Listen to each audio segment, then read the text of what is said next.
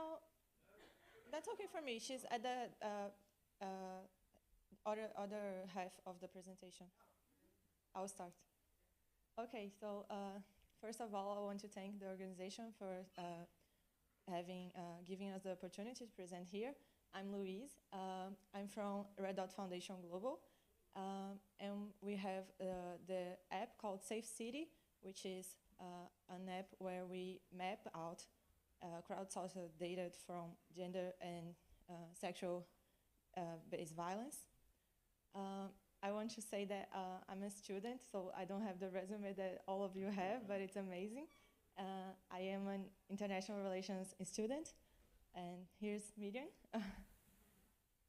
Okay, so I'll start the presentation. First of all, we like to say at Red Dot Foundation that gender-based violence is a global pandemic, and it's a silent pandemic because it's happening all around, but we don't always talk about it, and we have a lot of underreporting of cases happening all around the world.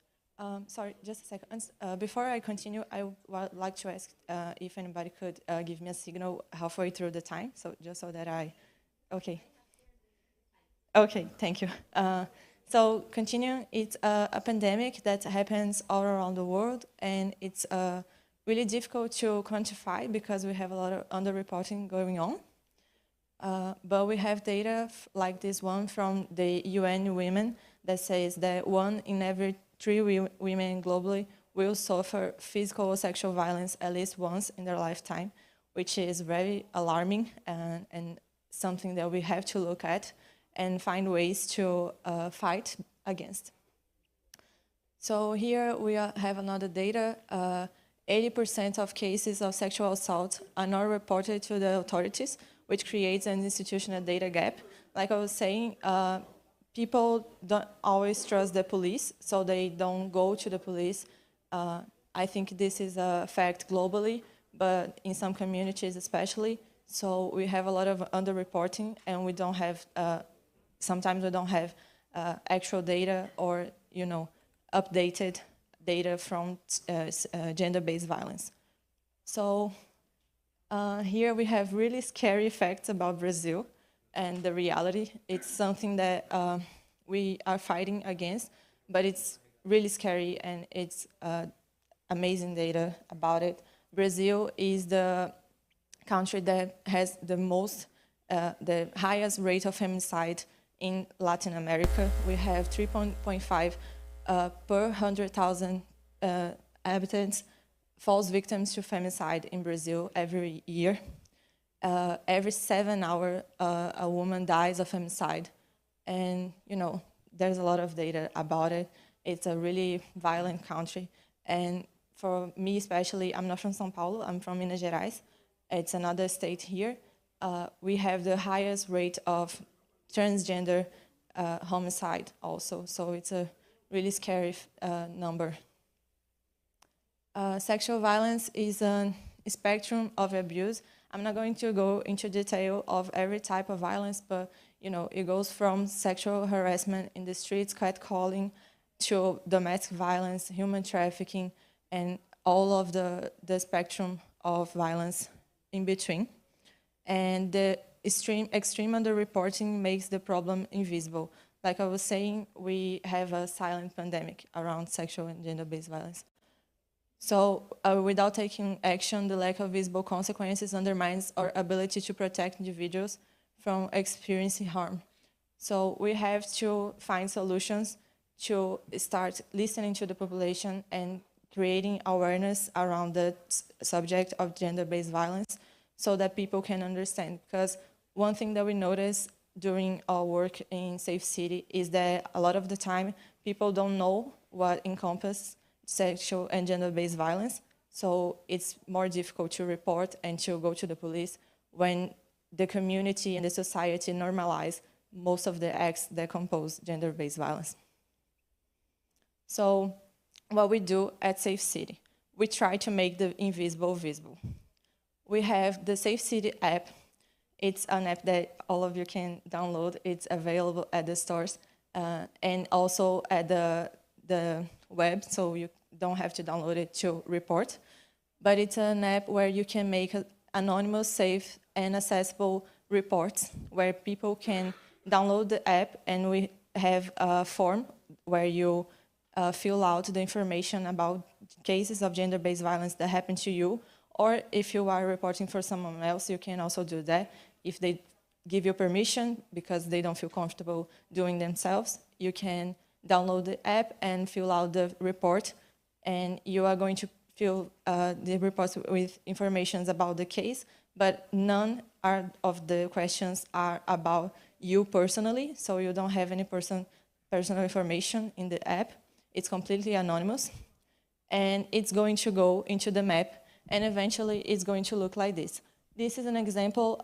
We have a lot of reports, and they all go to the map as a red dot that you can click on the dots on the map, and the more you zoom in the information, you can see what happened and where it happened to the street level, which is the differentiation of Safe City. You can see exactly where it happened instead of just the general area, and this way we can create a more thorough database on sexual and gender-based violence. And it's an open data source, so anyone can go into the app and look at the information, and if you get in contact with us and explain what you're going to use the data to do, we can give you access to dashboards and things like that so that you can study the trends of gender-based violence. And we take multilateral action.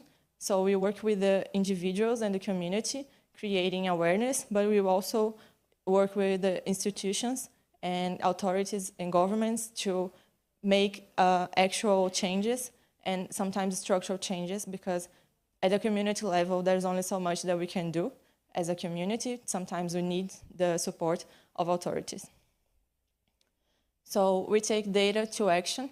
We make we work with individuals, like I said. So we give them a safe place to share their story and find solidarity, and so that they can make better decisions about their own safety. We work with communities to give them access to the information and see what is happening around them. And we work with institutions to make places safer and increase trust in the system. So right now I'm going to give the word to Myrian. She's going to talk about the Brazilian case. Thank you.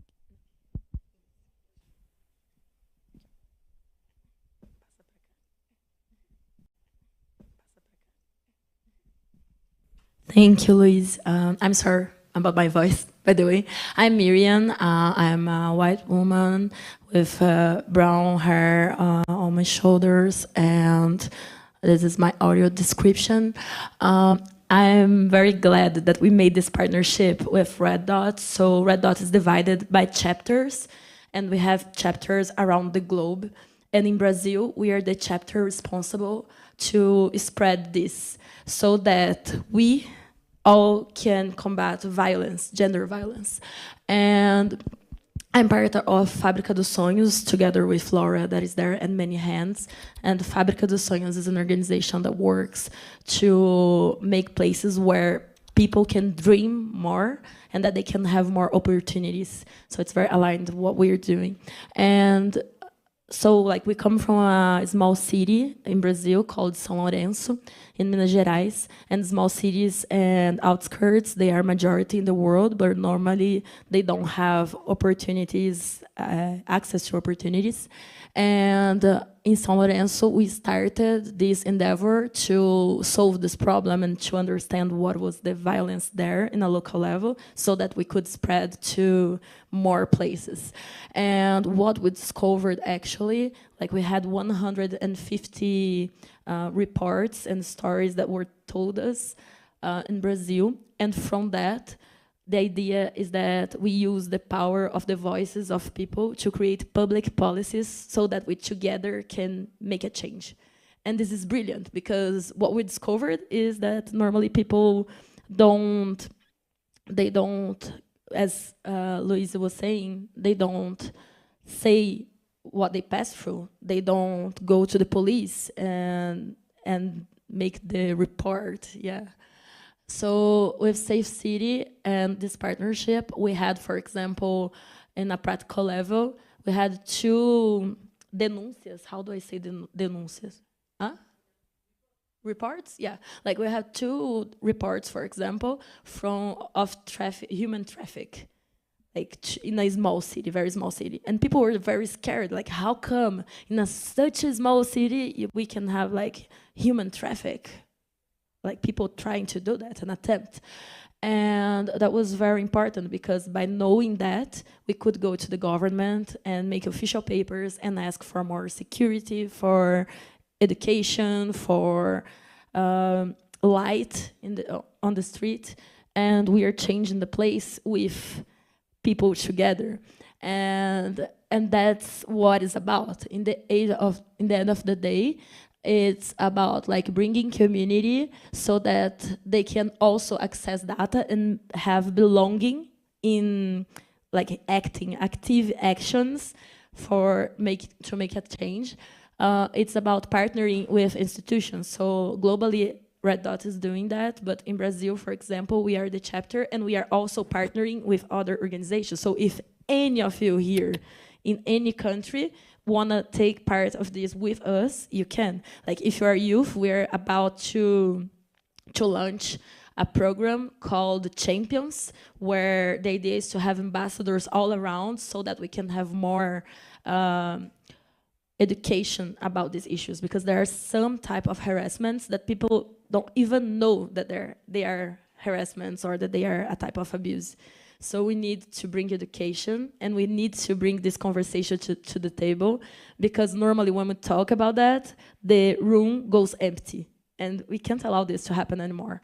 So that's it, like community engagement, institutions together, collecting data, and from that data we can take action, such as bringing the Champions education program, or bringing public policies. That's, I think, one of the brilliant works that we do is bringing public policies as the street that was enlightened and the police that was there.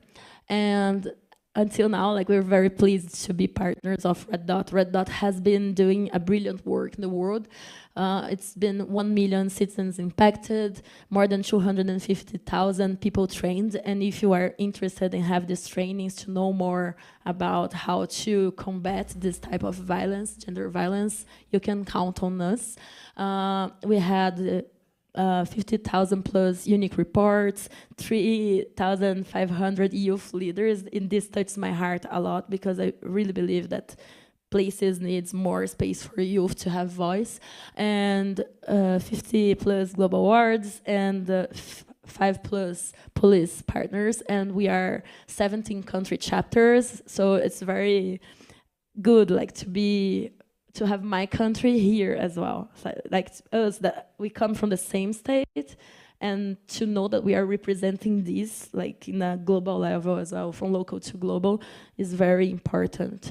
We also have a huge presence in social media, so you can follow us, Safe City app, on Instagram, and we also you can download the app. It's in English, but if you are from Brazil and you want it in Portuguese, we have a translated version of the form, and you can just add Fábrica dos Sonhos on Instagram. It's at Realize com a Fábrica.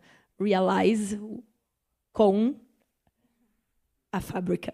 I don't know how to translate that, but that's how we do it. And these are partners so far, so you can have your logo here as well. And that's it. Thank you so much. I don't know if you want to complete, if I forgot anything. The app is also in Portuguese right now. And yes, just feel free to connect with us if you are interested. We want you, and yes, come. Thank you, ladies. Congratulations.